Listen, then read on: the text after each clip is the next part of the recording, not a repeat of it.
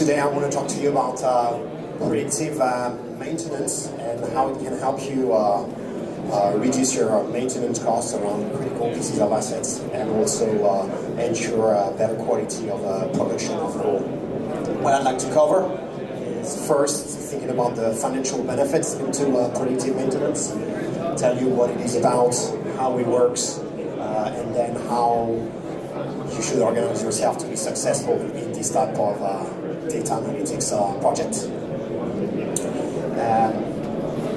So let's start with a number of facts around predictive maintenance and how it pays off. What I'm going to present here is the results of an independent survey done a few years ago across a number of organizations that had implemented predictive maintenance solutions. And the first fact is around the suite of company in the energy and utilities field, and comparing the cost of different pieces of maintenance processes. At the top here, the $18 per hour of production per annum is basically, for a particular organization, the cost of the reactive maintenance, right? So a piece of machinery or a piece of assets is not working anymore. I need to intervene, and overall, it gives me this cost. The second piece of maintenance that is possible, of course, is to do planned maintenance, right, on a regular basis, whether my machine or my piece of asset works or not. I'm going to review this. There is waste in this, and efficiency and opportunities for efficiencies, right? Because I can intervene on a machine that actually works perfectly well, but you still have a lower cost into maintenance because you don't have to send someone with an emergency with the impact on the production, etc. And at the bottom, the $9 per hour of production per annum is actually for a particular asset class the cost of predictive maintenance. Predictive maintenance being I receive an alert as a maintenance manager or maintenance engineer that a particular piece of asset is likely to fail over the next week or 2 weeks, so I only intervene when needed, and I know on what aspect of the machinery I'm gonna intervene. So therefore, you have a lot of efficiencies on that. The other key piece of KPI, right, is the reduction in the number of breakdowns. There you go. I intervene. I have a much better intelligence on the state of my machinery and my assets. I only intervene when I need to, and therefore the breakdowns are reducing. At the time this survey was done, that was actually 18 months ago, right? Those organizations that had all these type of benefits actually were at the beginning of their journey in implementing predictive maintenance. There was still a lot of room for improvement, but the impact was significant. That was 2 years ago. We're in the world of data richness, IoT, sensing and sensors is getting cheaper and cheaper and easier. Beauty of analytics, right, is you add on more data and you get much better prediction and much better intelligence on your assets. So I wanted to start with some real facts, not only how cool predictive analytics is or predictive maintenance, it has a true business impact onto organizations. Just a couple of, maybe very briefly, definition, right? I'm asked all the time, what's the difference between predictive and business intelligence? Business intelligence, basically, you have loads of data available to you from the past, and it's a rear view mirror of what happened to your organization. So it's extremely useful, of course, to know what happened in the past, last month, last quarter, last year, be able to kind of mine some data and understand why a number of things have happened, right?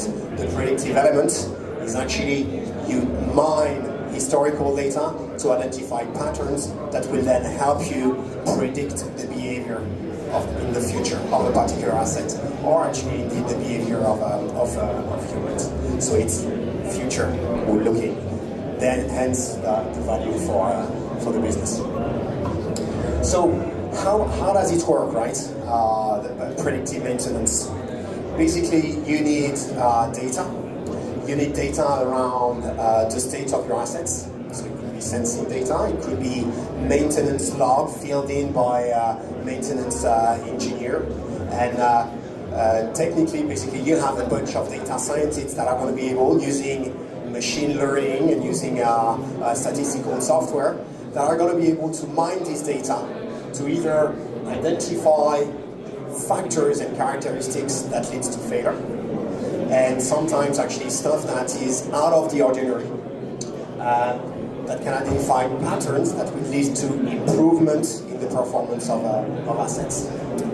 And also, of course, that identify patterns that directly lead to increased downtime and therefore requirement for maintenance.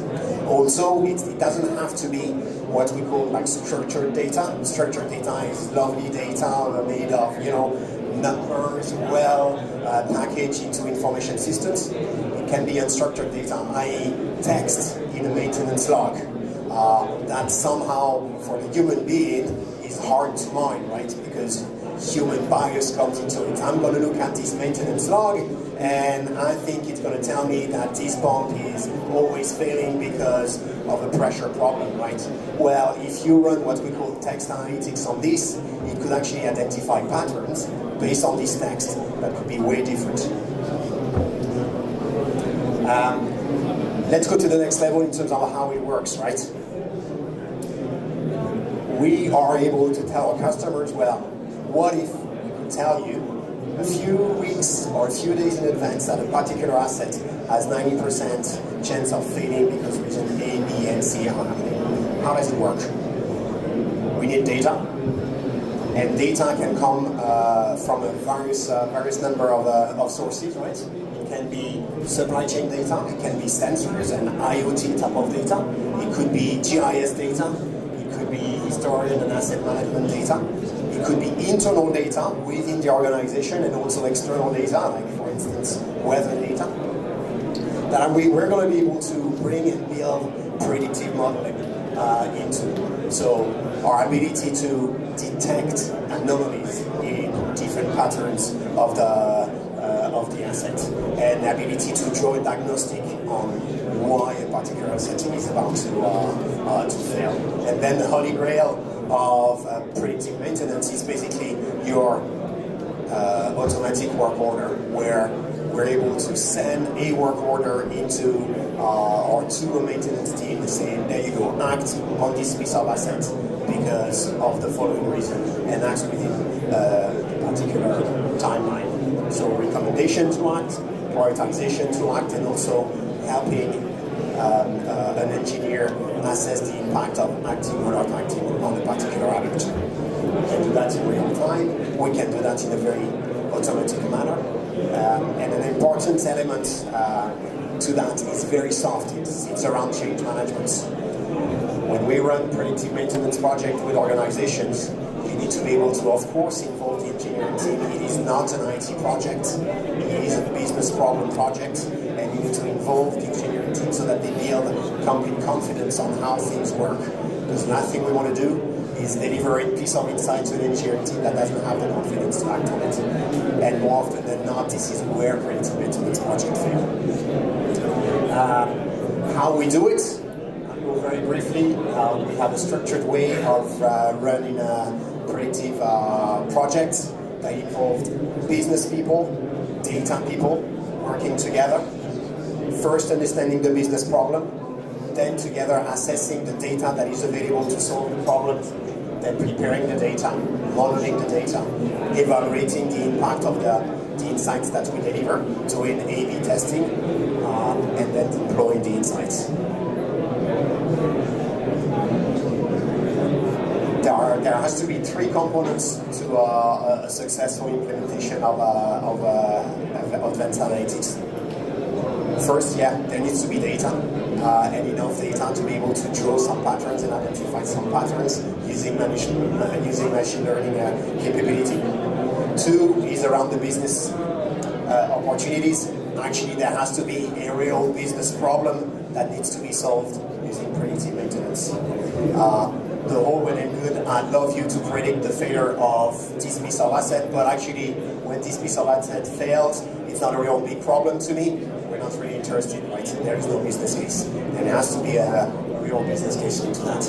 And the third element is around the organizational readiness. And it's really important. It is about making sure that all the stakeholders that are going to be involved in acting and making a decision based on these predictive insights are truly bought into the way these insights are done. And at the end, only then do you have an actionable insight. A number of challenges. You need to have data, of course. You need to have critical pieces of assets.